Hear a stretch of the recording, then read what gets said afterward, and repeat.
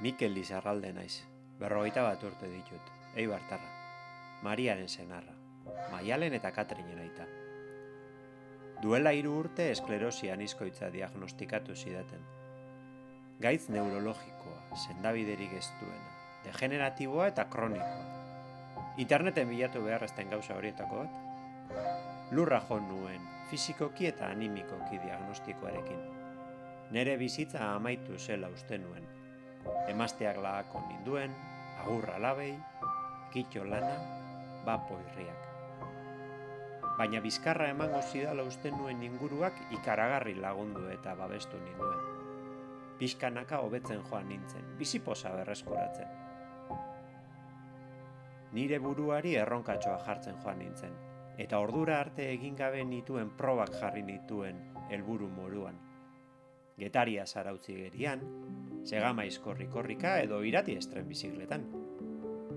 Diagnostikoa zaplada bat izan zen.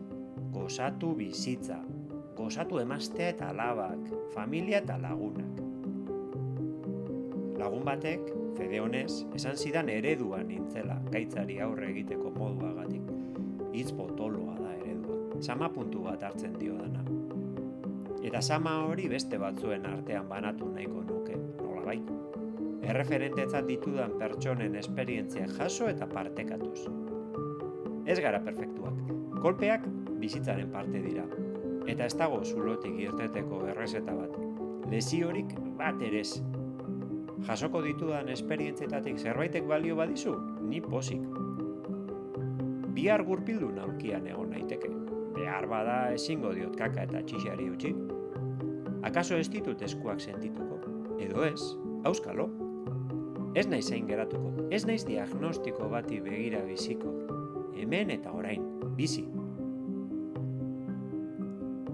Eskerrik asko inguruko edonori laguntza eskaintzearren.